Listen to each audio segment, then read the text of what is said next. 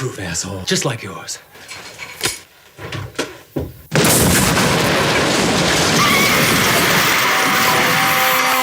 "1985 was one of those years Hollywood acted like it was throwing darts blindfolded.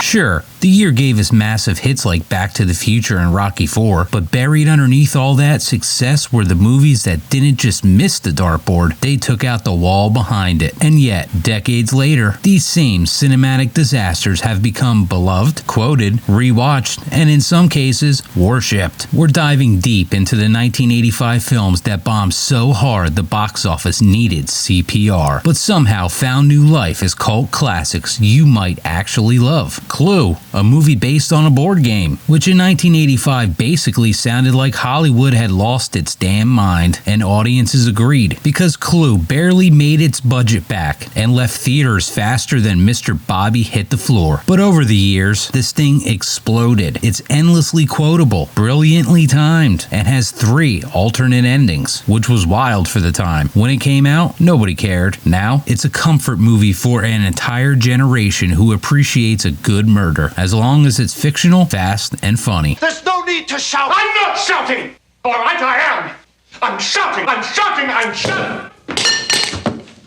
The Stuff. Imagine pitching this. What if ice cream was evil? That's it. That's the movie. Unsurprisingly, this didn't exactly light up the box office. But if you've got a soft spot for weird 80s horror, the kind with practical effects, questionable acting, and metaphors hitting you in the face with all the subtlety of a brick, The Stuff is pure gold. It tanked in theaters, but VHS turned it into an underground favorite. To this day, people still debate whether The Stuff is a movie about consumerism, addiction, or just a director who had way too much fun with foam.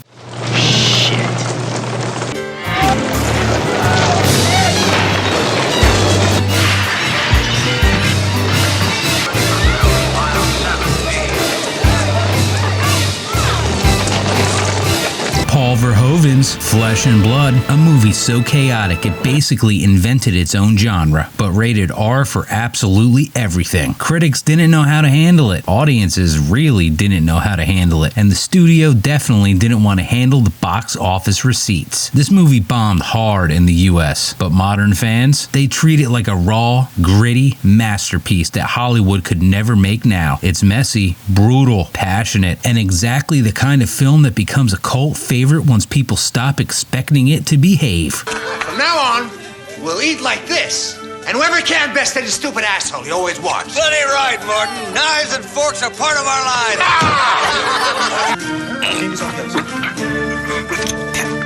Fool for Love, Sam Shepard's stage play turned into indie film. The budget was tiny, the release was smaller, and the financial return was, well, let's call it emotionally devastating. This wasn't made to win Friday night crowds looking for explosions. This was a character drama with more tension than action, and theaters barely noticed it existed, but critics and film students later rediscovered it, praising its raw performance and surreal style. Fool for Love didn't need a giant fan base. It found the people who appreciate it the most, and that's exactly how cult classics are born. So was this before or after your little fling with the Countess? There wasn't any fling with any countess. You're a liar. I took her out to dinner once. You're a liar. Okay, twice. I'm actually married to Barbara Mandrell in my mind. Can you understand that? Yeah, sure. Oh, good. I'm glad we have an understanding.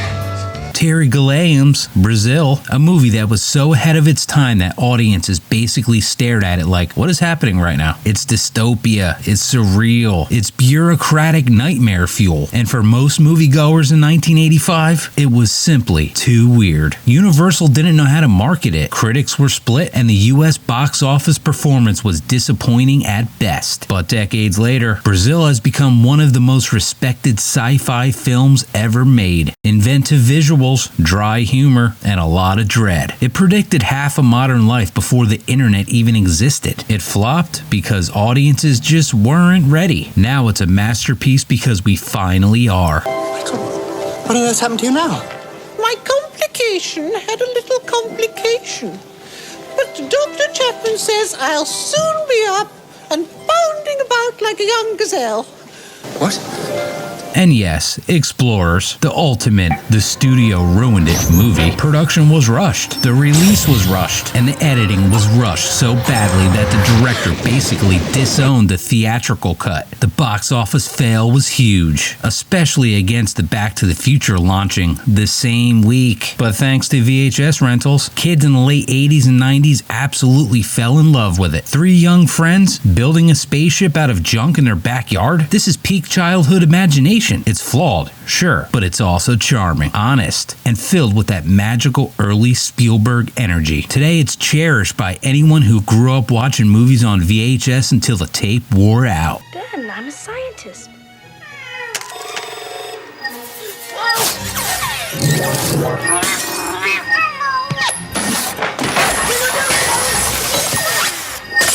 From Sam Raimi and the Coen brothers, yes, those Coen brothers, came Crime Wave, a movie that should have been incredible, but ended up being a production nightmare with studio interference so extreme it became the stuff of legend. When it hit theaters, it didn't just flop, it face-planted hard, but fans of the Coens discovered it later and now treat it like a bizarre holy relic. It's slapstick, surreal, chaotic, and you get hints of genius these guys would later unleash in their careers. Crime Wave is the definition of, this is insane, but I kind of love it. And I don't. That's why I'm gonna bash your stick a little skull. And finally, Revolution, a historical epic starring Al Pacino that somehow cost the price of a small country and made back the price of a used Honda. Critics shredded it, audiences ignored it, and Pacino basically walked into the woods afterwards and didn't do another movie for years. But in recent decades, people have revisited Revolution and found something oddly compelling about it. The ambition, the scope, the unpolished grit. It's flawed, sure, but modern fans respect the swings it took, even if the box office swung back twice as hard. Come, let's move on! It ain't his war! Come to your first Come now, you gotta be a family man. I've had 3 kids, 1 wife dead. That's all I got living on. Come on, you can't take it. So there you have it. 8 movies from 1985 that failed miserably, and yet somehow grew into beloved cult classics. They didn't win over audiences, but they aged like fine wine, or at least like movies people suddenly get 30 years later. 1985 wasn't just a great year for mainstream hits. It was secretly one of the best years for the movies Hollywood gave up on, but fans refused to let die. What the hell are you talking about? This patch guy. He told me he keeps that secret ingredient of his in cold storage because it comes from the North Pole. So he started manufacturing the candy canes. It's a very powerful mixture, you know. So I just assumed I should refrigerate them too. Damn it, Towser, get on with your story. Stop giving me all these short sentences and making me go, like some kind of a damn moron.